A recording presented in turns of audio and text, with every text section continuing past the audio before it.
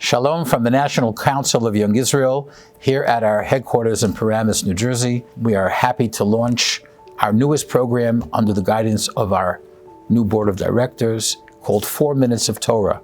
Each and every week, you'll be introduced to a new Rav within the Young Israel movement who will share with you words of Torah. With that very happy introduction, let us begin. Hi, my name is Baruch Dov Braun from the Young Israel of Avenue J. At the very beginning of Parshas Vayetzei, Rashi is bothered with the seemingly superfluous phrase, Vayetzei Yaakov miBe'er Sheva. And Yaakov left Be'er Sheva, Vayelach Haran, and he set out and went to Haran. Obviously, when someone goes to one place, he is departing from another. Rashi asks, the pasuk simply should have said, Vayelach Yaakov Harana. Why did the Torah have to emphasize Vayetzei Yaakov miBe'er Sheva? Rashi says, and it may be familiar to you, that the Torah here is telling us that when a tzaddik leaves a place, it's Osa Roshem. It's his absence is recognizable. His absence leaves an impression. There's a certain kind of aura that a tzaddik projects, and when leaving the place, that aura is taken with him, and the place becomes bereft of the tzaddik's presence. The Kli Yakar, however, explains differently. While Rashi sees the extra phrase Vayetzei Yaakov miBe'er Sheva as praise, the Kli Yakar sees this as a subtle criticism of Yaakov Avinu. After all, as the Kli Yakar points out, Yaakov Avinu is punished for 22 years. For 22 years, he is separated from his beloved son Yosef, who had been snatched from him. And he's punished for 22 years because it is precisely for 22 years that he was by Lavan in Haran. And he had not fulfilled the mitzvah of Kibbud Av Ve'em. But the Kli Yakar is bothered. Didn't he go, after all, with permission from his parents? They had commanded him to go to seek a wife. The Kli Yakar answers that it's true. Yitzchak had requested of Yaakov Avinu to go to Haran to find a wife. Elovadai says, the Kli Yakar,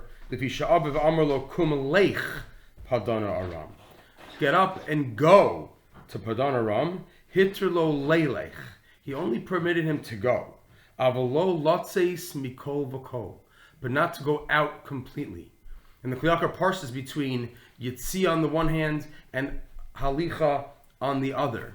When someone just goes, is a holech, they're of course invested in their particular endeavor, and they have their goals that they're focused on, but they're not preoccupied with those goals to the exclusion of everything else, leaving everything behind, their past and all their family and social ties.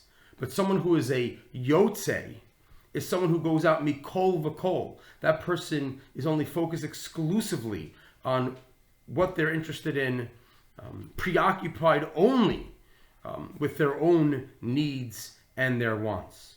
Yaakov Avinu was granted permission to go to Padan Aram and to find a wife, but he didn't just go, but Vayetzei Yaakov miBe'er Sheva.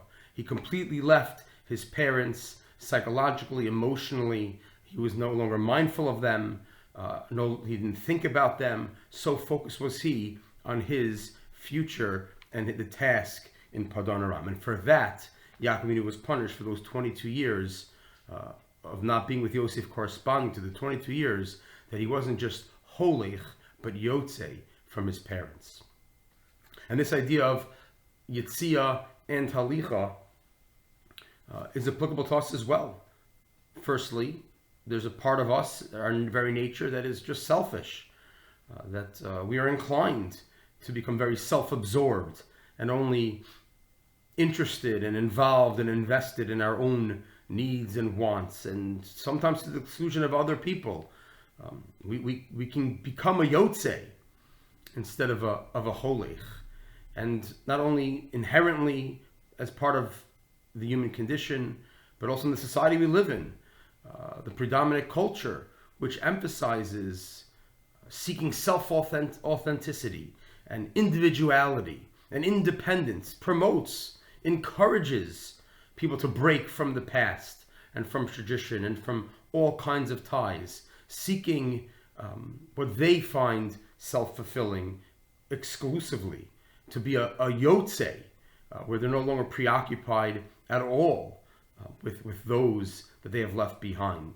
So because of human nature and because of cultural pulls, it's helpful to remember this dichotomy between the Yitzia and the Halicha, to strike the proper balance. Of course, we encourage Halicha and to individuate and to formulate our own goals, and of course to be ambitious, but not at the cost of being so occupied and self-absorbed that we forget where we've come from, and to forget those who need us and care for us and whom we are still responsible for.